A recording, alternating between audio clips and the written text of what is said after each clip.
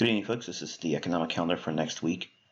This recording is actually going to be our normal Monday video, but my wife just informed me that we have plans that I was unaware of. So it's life. So we're going to do the analysis now, and if there's anything that needs to be mentioned or attention drawn to on Monday, I'll draw it to your attention by way of Twitter. So the economic calendar for this coming week, we have on Monday a lot of high impact news for GBP in the London session. GDP, manufacturing production, and then on Tuesday we have Carney speaking at 8 a.m. for GBP, and we have a medium impact speaker in London for Tuesday's Euro-dollar session. And then on Tuesday, late afternoon, my local time, 12:45 p.m., we have Fed Chair Powell speaking. And then on Wednesday, we have high impact CPI for GBP in London, PPI as well. At 8:30 a.m., news embargo lifts at New York Open, CPI, and of course CPI high impact for the dollar. On Thursday, we have another medium impact speaker for GBP during the London Open. Euro will see preliminary GDP numbers in the form of medium impact news driver at 2 a.m. And 5 a.m. the flash GDP for Euro. At 8:30 a.m. again, news embargo for New York session lifts for core retail sales, PPI, retail sales numbers for the dollar index. So all majors will be affected by that on Thursday. Then on Friday we have medium impact and high impact news drivers, one for the London session related to GBP for retail sales, and then we have 10 a.m. consumer sentiment for the dollar, closing out the week. Overall, I think that we should see a pretty eventful Monday. I think we'll have some volatility, which is typically uncharacteristic. I think we'll see some GBP movement on that day. And then we have Wednesday, CPI numbers may be impactful for GBP. The highlight for Euro-dollar, I think, will be the Thursday session. So I think Thursday we'll see a nice form of volatility that day because of the GDP numbers and the flash release at 5 a.m. Apart from that, I think we'll start to see a little bit better economic calendar. This is certainly something that's more favorable, something more that I'm used to operating in. So okay, let's go over to the charts and start breaking it down. Okay, so we're looking at the dollar index. This is the daily chart. And I mentioned in commentary for this week that I wanted to see it trade through this high. And we did see that. We've had an attempt to trade down into it again, which is what I wanted to see as well. And we closed above the open on Friday. All of the price action leading up to this high in here, this really shouldn't have a lot of resistance. It should just steady move higher and make a run into the buy side liquidity pool. And again, that weekly inefficiency. Now, I've mentioned it several times. So we're looking at this sell side imbalance, buy side inefficiency, liquidity pool. Okay, so we're going to be expecting, much like I've been expecting for a couple months now, to see this thing filled. But when we're looking at a weekly chart, it takes a long time, and that's why I don't have the patience to trade that time frame. I just use it for a bias, if you will. So I'm just going to take that off here for a second so we can see it clearly. Above these highs, this right here. Okay, and what I'm looking for is basically the same thing that was outlined on the dollar CAD. We had a equal high sell side imbalance, buy side inefficiency. This is what we're expecting to see. Okay, we're expecting to see that run through. Just being applied to the weekly chart on the dollar.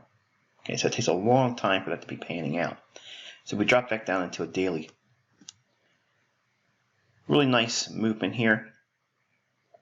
I like the idea of staying above this candle's body. So we can take this level here, which was a lower level breaker that we had outlined.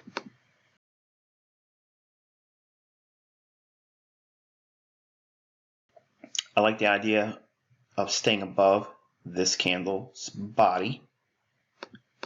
So we can take this level here, which was a lower level breaker that we had outlined. Looking to see that trade through. So we want to see price stay above that. Okay, and that price specifically is 96.35. So as long as we're above that, we're bullish. I mentioned that I would see it as a run above the old high and then rejecting and going lower. I didn't think that was going to happen.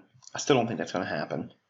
I think that they're going to send this thing higher to clear up this area here. So 98s are likely for the dollar. Maybe going over to euro dollar. Okay, this pair has been stuck in this range here, but I think we're about to move into that inefficiency that we've talked about for a while now. So in this case, we have a buy side imbalance, sell side inefficiency, liquidity pool. I expect that to see a run to it, so about 110.20. So let's calibrate our level. So 110.20. Bam. There you go. So that level will remain on our charts. So we're expecting to see essentially a 310 pip slide on euro dollar. Keeping that on our chart, dropping back down into a daily. All of this price action here gets demystified, if you will, when we have that weekly level on our chart. And it provides a lot more context. All of these lows in here, this is uncharacteristic of price action. It doesn't like to keep these things intact. So we'll be looking to press through that next week. We may come back up into something like this. I'm going to use horizontal lines because I don't have the patience to be dealing with those line segments. We may trade through that and come back up, trade into that area here. Should see some mitigation and trade lower. I would rather actually not even come back to this. I'd like to see it just make a straight decline all the way into that 110. Now, that's not to say that we're not going to see up close candles. I'm just saying that I'd prefer it to not come back and hit that. That way, what it would do is, on a longer term basis, would keep the range between this low and this implied objective for downside of target 110.20 relative to the weekly chart. It would create a sell side imbalance, buy side inefficiency. So if it trades down here without coming back up to this, that means when we trade back up to it here, that's a better area to sell short on a longer term swing trade, position trade idea, and then watch it start to erode a little bit more. Again, as a long-term macro perspective, I still see euro. I've said this years and years ago on my YouTube channel, but it just takes a long time for these things to develop. Much like my call on 102, 104 on the dollar index, it took several years to get up there. So I believe that euro dollar and dollar will go to parity eventually. What time frame? I don't know that because it's such a long-term thing. I don't know that, but I think that if we see a run below this low, it should be delivered in a steady decline. And then once it hits this area down here and rebalance that weekly buy side imbalance, sell side inefficiency, it'll create an opportunity for it to run back up, which is all completely tradable, being long, but waiting for a later time frame that goes short here and then hold that for a little bit longer price move. Again, using higher time frame weekly analysis, but it's the same thing you see me do on the intraday charts, just applied to a longer term, boring time frame weekly. So everything here indicates it's going lower, and it's supportive of the higher dollar. We have a lot of liquidity resting below 113s. So it could see a pretty impressive run down into the 112s and then getting into 111s, high 111s. It might consolidate around in 111s a little bit, create small little up closes, and then again targeting 110, 110.20. If we go below 110.20, we'll have to see what happens then. But right now, we have to take one thing at a time, one level at a time. So that's the skinny on the euro from a daily perspective. If we drop down into an hourly chart,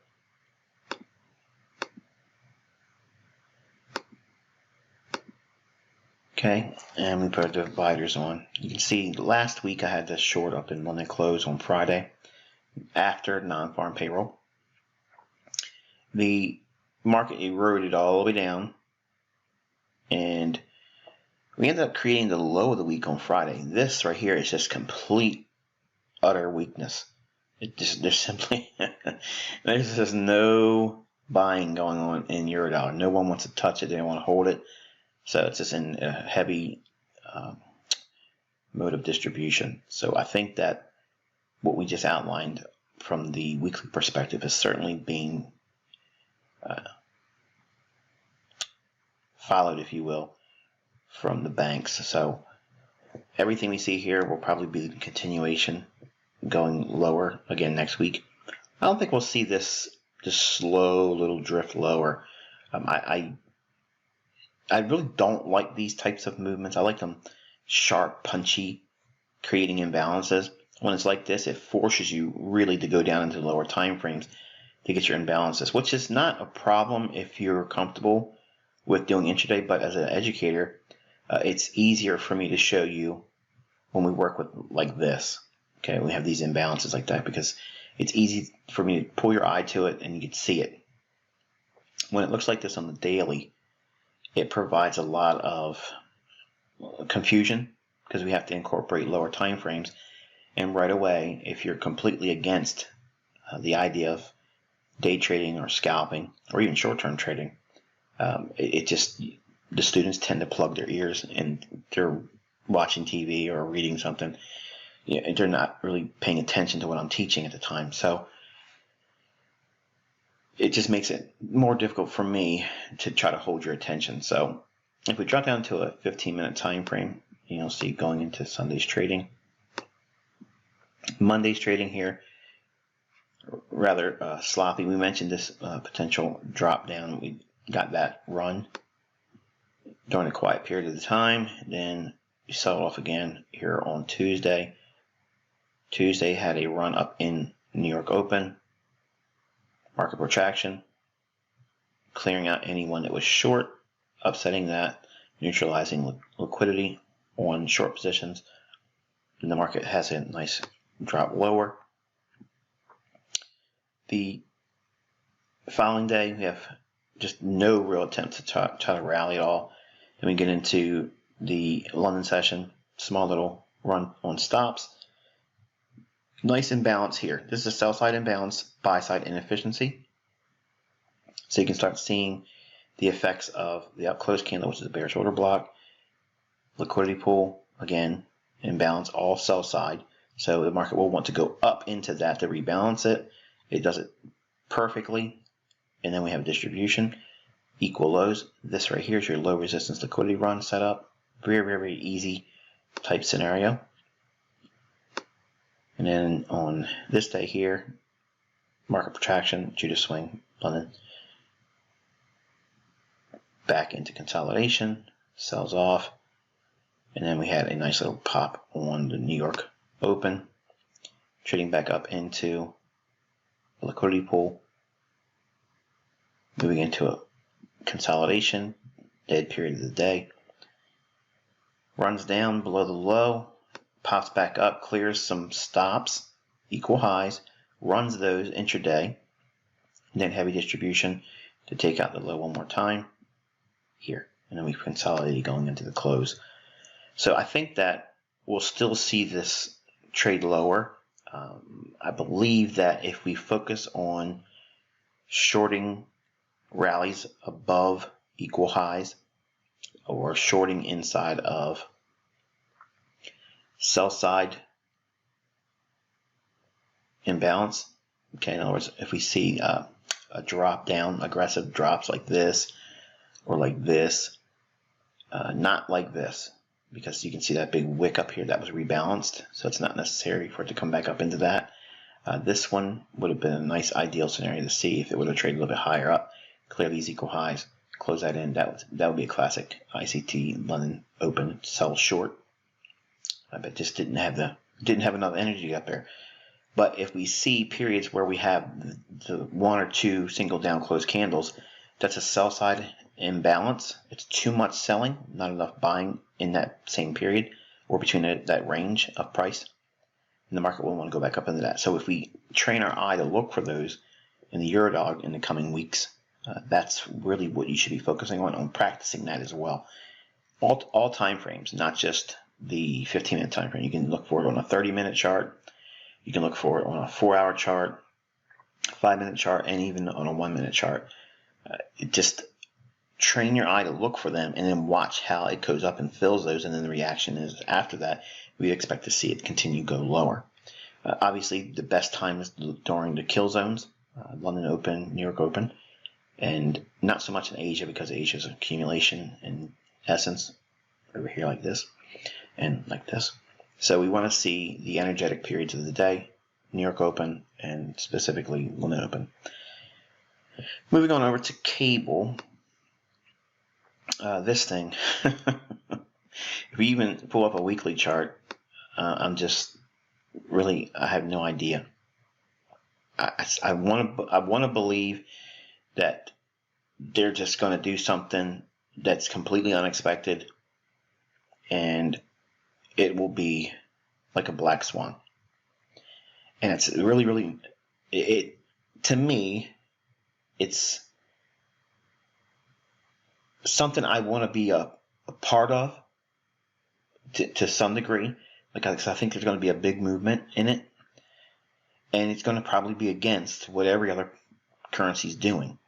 Because if we can have a crazy run, the dollar doesn't have to be doing anything contrary to it, because it's a Brexit type thing. Okay, the whole, I guess, the impact of whether Brexit's an event that's going to take place or not, the longer it stays in discussion like this, the harder cable will be for a long-term clear forecast. So I just wish they would just get on with it, just get it over with, because I love trading cable. I want to be in cable, but if we don't see a lot more definition in terms of the price action, I will have to ring in an extra currency pair, and it may be the Australian dollar or the dollar CAD. It will not. I'm not taking up a vote for which one I want to put in, or which one you all collectively want me to put in there. I'm telling you which one I'm going to put in there. It's either going to be dollar CAD or it's going to be Aussie dollar. And if cable gets act together, then I'll just remove it again, because I want to keep the focus on two pairs. But if I can't do what I want to do on cable, I want to at least give you, additional insights in another pair that's outside of my pet pairs. Okay, so I just wanted to toss that in there. When would I decide that? I don't know. I'm just telling you that's on the back burner. I've been thinking about it, been contemplating if we stay in this mess on cable, I may just ring in another currency pair. All right, so with cable, we came down here, cleaned up this run. Zoom in a little bit. Okay, this run from the swing low right in here, traded into the order block there, and this wick and this big drop down in here, to me, I don't have anything inside this entire range right here between this high and this low. I have nothing in here that allows me a real clear, definitive, this is where I think it's going to go. We do have equal lows here, yes, but then we have all this as well, and it's inside of this as well. So I don't know, and I want you to at least appreciate the fact that there's going to be times when you're not going to have an idea what to do. And there's two camps when it comes to things like that. Well, you should know better.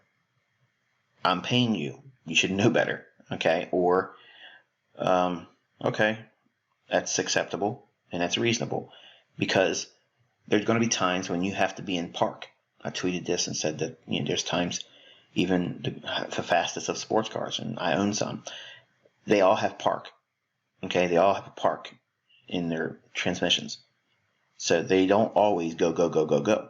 So if I identify when I'm unsure about something, it's not meant for you to feel, well, this is unacceptable, or this is, you claim this, you should know better. No, there's going to be times when you just can't get anything in terms of probabilities being high.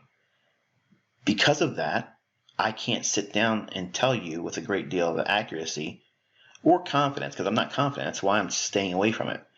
I see it intraday for scalps only, but from a higher time frame perspective, I just don't see anything in here. Like, I don't feel confident pointing either direction. I want to believe it's going to be slammed higher, and simply because it just feels like that's what's going to happen. And that's just a gut feeling. It just feels like something explosive is going to happen in this pair. But for the life of me, I just can't determine what would frame it. And since I can't do that, I gotta treat it like a rattlesnake.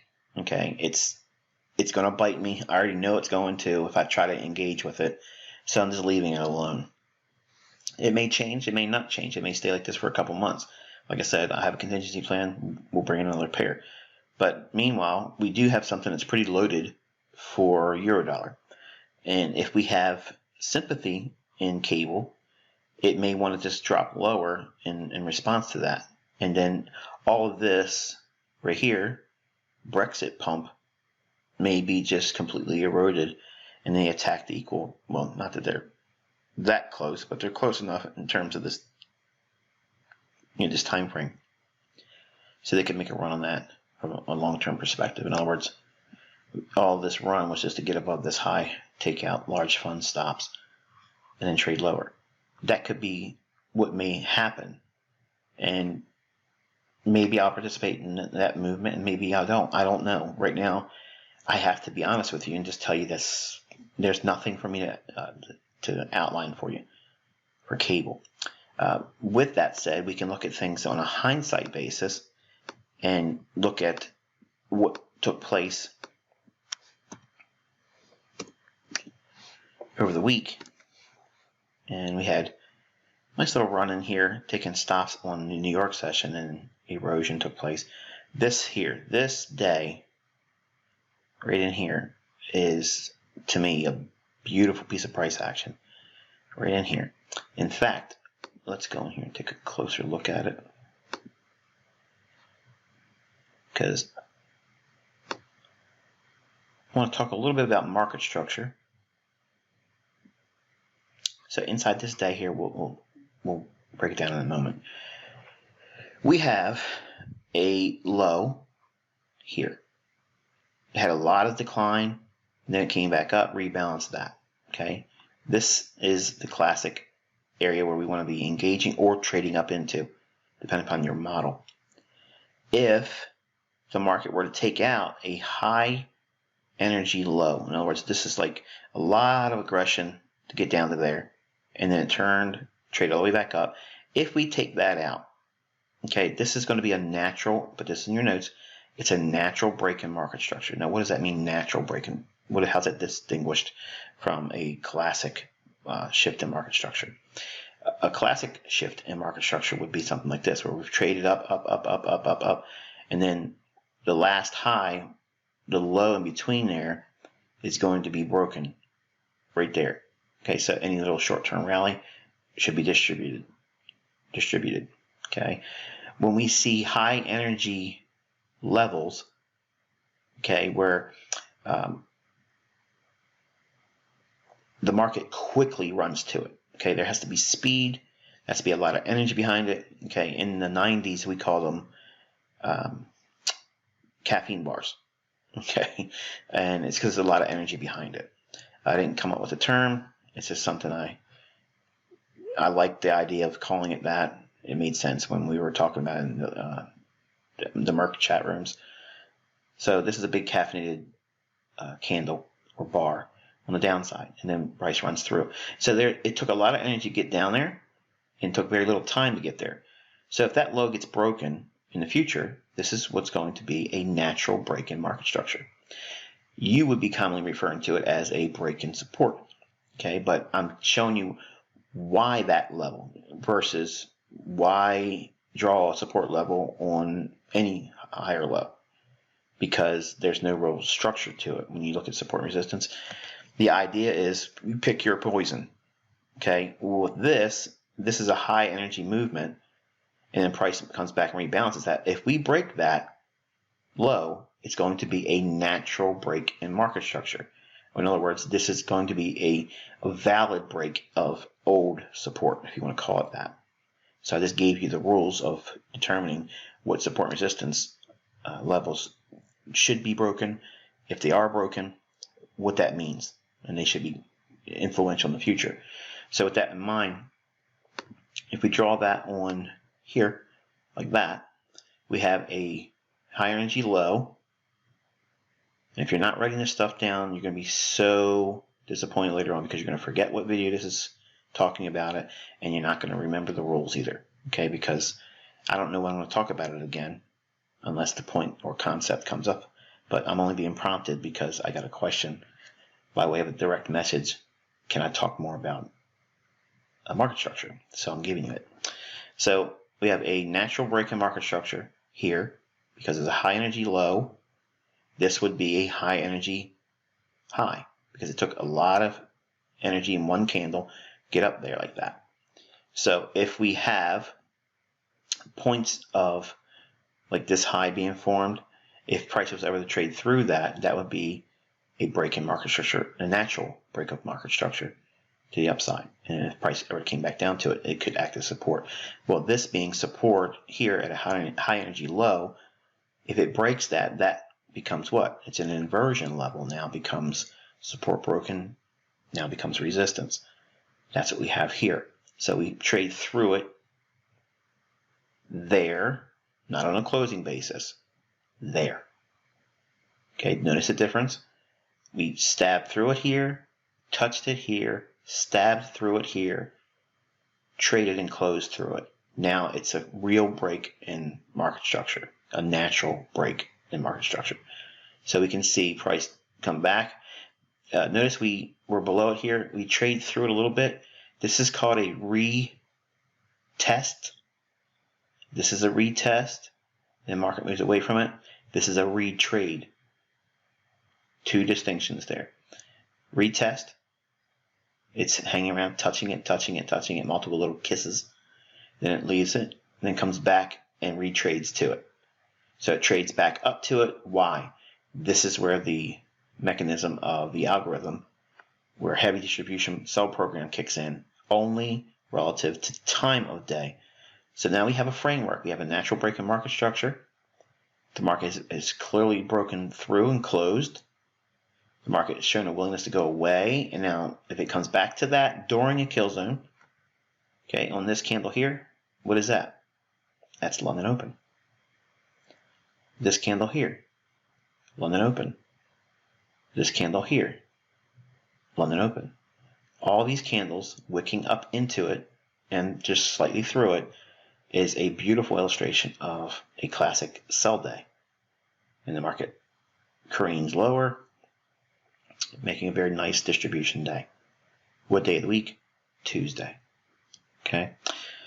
Same scenario with the element of natural market structure breaks. We have a lot of energy traded down here. What is it doing?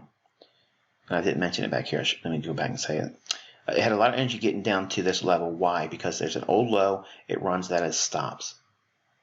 Okay, and if we ever break through that, it wasn't just a run on stops. Now it's a meaningful run lower. And that's what makes it natural in terms of breaking the market structure. Okay, so we have a low here. Okay, price trades down through it with all these candles. Notice the size of the candles in relative term to all the previous candles. They're smaller. So there's a lot of energy that makes a run below this equal lows. So we have a run on stops. So this low, right in here, becomes an area, if it ever breaks, and we see it trade down and close below it, here, all this run back up, we're not concerned about it. We want to see when it trades below and closes, and it does so here. Once we have that, same thing we discussed over here, it can come back, retest, retest, retest. It's the time of day that's important. Notice it's so close to, well, it's basically Asia, late New York going into Asia, and then now we're in Asia, and then boom. What time of day is this? Essentially, it's early stages of New York Open. This is absolutely New York Open here to open into the high New York Open kill zone. Trades into it, natural break in market structure, real support resistance broken. So now you have learned tonight the amplified version of market structure, whereas you guys know simple classic breaks in market structure to help you with daily bias. This gives you tradable market structure shifts or breaks, okay, in the form of natural breaks of the market structure. Got to have a lot of energy, runs lows. Why does it go down there? It stops. So if it ever breaks below that again, it's a real break in support. Anticipate retests, okay, outside of the kill zone, but a retrade to it, that's exactly what you're looking for a setup, because you're going to see clear respect of natural support and resistance through a form of market structure being broken, which is a natural market structure break. So hopefully you found that insightful. I will give you all more information again on Monday by way of current market action. If there's something to talk about, I'll send a link or idea through Twitter to be watching. Have yourself a pleasant weekend. Just as a reminder, if you're waiting for continuation for your next month's content and you paid early, you're going to have to wait till February 24th. That's where early payment continuation access is granted. Remember, it's always 5 days prior to the new month's first day. Your payments are always due on the first of the month, but 5 days prior to that, if you pay earlier, the 5th day prior to the first of the new month, that's when I grant access to those that paid early that day. The 10th of February is this Sunday. I will not be doing any administrative work, so if you have not paid, come Monday morning, you will be disrupted. Your access will be removed, and you'll have to make your payment to get back in good standing. If you have not made your payment on Monday and your account gets disrupted, it doesn't mean you got kicked out. It just means that we're waiting for you to make your payment. But if it does go to March 1st and you have not made your payment, your account is terminated, and that is a cancellation, and terms of use apply. So with that, I will catch up with you on Monday. Until then, wish good luck and good trading.